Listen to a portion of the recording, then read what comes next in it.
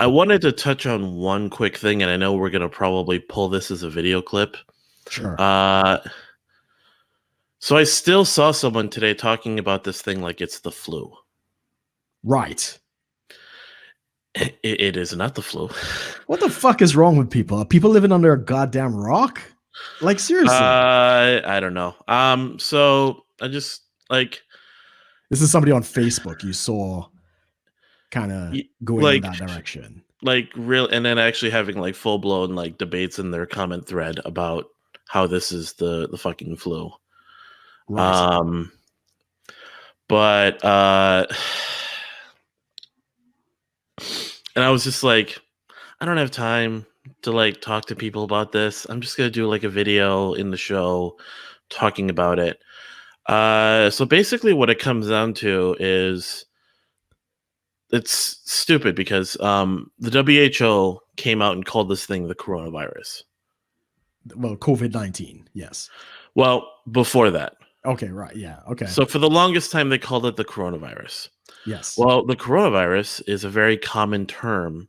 It's all categories of flu. It's a catch-all term for flu viruses, or at least flu-like viruses. Yeah, it attacks the respiratory system. Yeah, sure. It talks about the shape of the virus itself. It's that little ball everyone sees with the little tendrils on it. Yeah. It looks like a crown. Corona means crown in Latin. So coronaviruses account for anything from the common cold to full-blown SARS, MERS, very like intense, acute sort of respiratory illnesses and such, just like COVID-19. So, and because everyone is like looking, someone pulled up like an old 1990s textbook that said coronavirus is the common cold.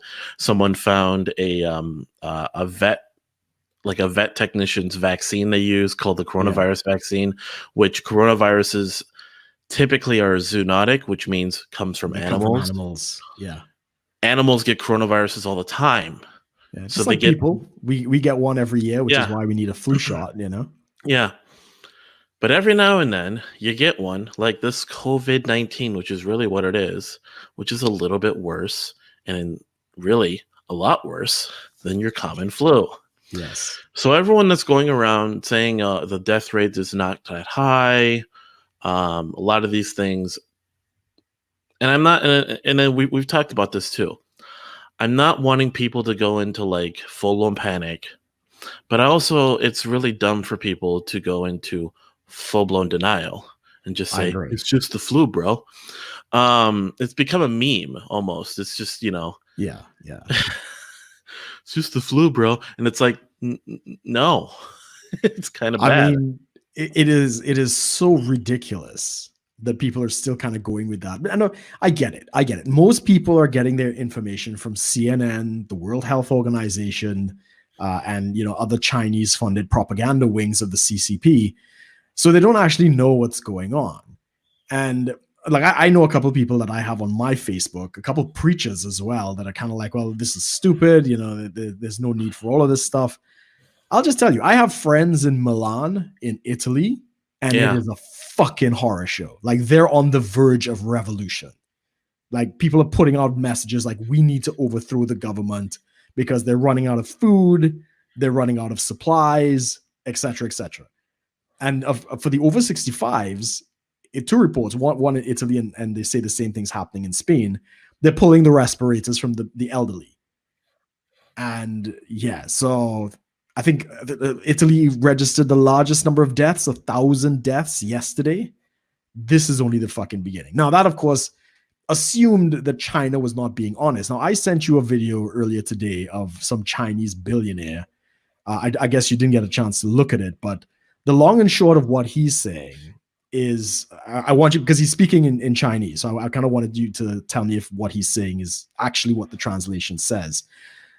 But this could be complete speculation. He is basically saying that the Chinese government has ordered over 100,000 portable crematoriums that are capable of burning up to like 30 bodies at one time. And they've sent them out all over China, and they're estimated to be burning 1,200 bodies a day in China at this very moment. Yeah. That's the kind of shit I'm interested in, because that would drastically change the scenario of what we're dealing with if that's the case. I think there's something I showed you, Yeah. like 21 million cell phone users have disappeared. Over almost 1 million landlines have disappeared in China.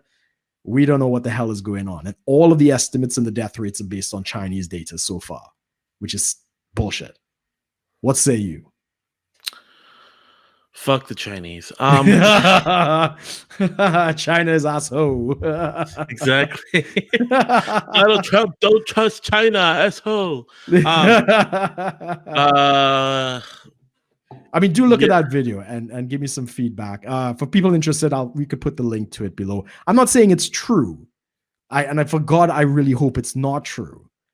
But nobody knows, because China's already kicked out all the Western journalists. They've closed down all the cinemas in Wuhan again. They've shut down the factories again. And they're banning anybody from flying into the country. Like, all foreigners are prohibited. So if it's all, sunshine, roses, and unicorn farts out there, and they've really gotten a hold of it, like the WHO is saying, their actions don't seem to be reflecting that in reality, Right. Yeah, it's a real mess. And so yeah, and people are out there kind of like, oh, just wash your hands, it's not a big deal. And yeah, wash your hands. Yes, observe social distancing. I'm like, people, and these are people that I know that are like living in states that are have established what is known as, like, some states are calling it shelter in place, some are calling it like a stay at home policy. Minnesota's calling it the stay home policy, and everyone's freaking out like, oh, it's a quarantine, it's a lockdown. I mean, everyone like is using the sort of the common term of quarantine, like, oh, the country's in quarantine.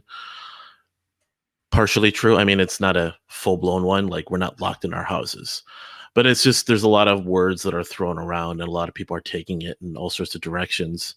The one of the mayors of either Minneapolis or St. Paul wanted to use this opportunity to enforce the stay home policy when the law, well, so it's Minnesota executive order. Like, part of what I do, I just read over the paper, the actual law, understood it, and if I'm ever like working and I get pulled over by a cop, I would just say, oh, I'm an essential worker under the provisions of the Minnesota Executive Order 2020.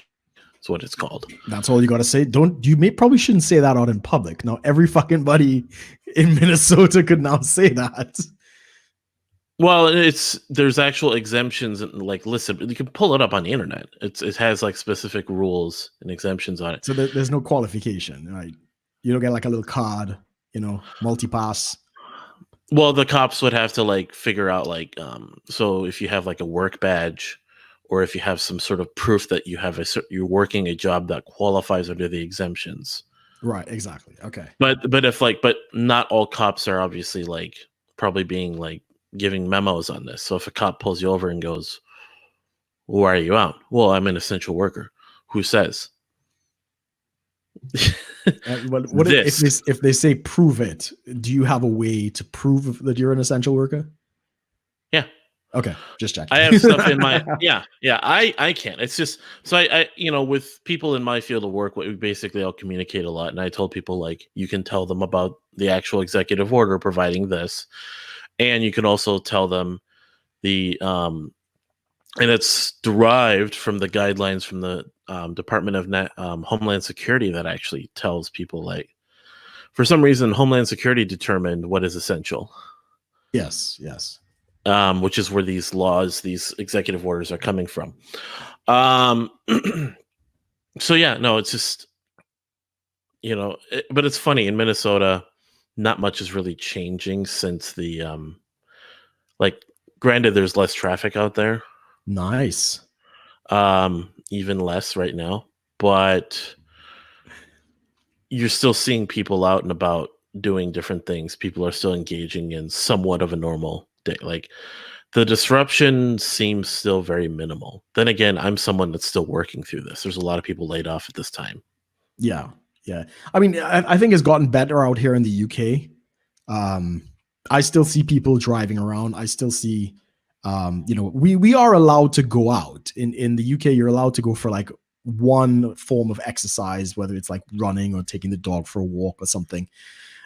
So people are allowed to go out. Now, I am kind of breaking the quarantine because I go between my house and the office, which are very, very, very, very close to each other. And there's nobody in the office. So I'm technically still isolated.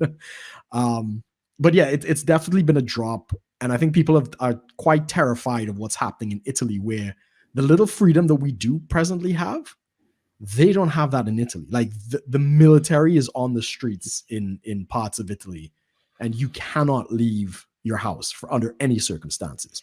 Some states already have the National Guard out and about, but more in a support capacity rather than like enforcing any sort of. Sure. We have that in London as well. They're delivering supplies and masks and other things. Yeah. So but they've already been mobilized. I don't think realistically they can shut down, like, put everybody in their house and really monitor the streets. Not in the US. It's too big. Even out here in the UK, I don't think we have the force to do it.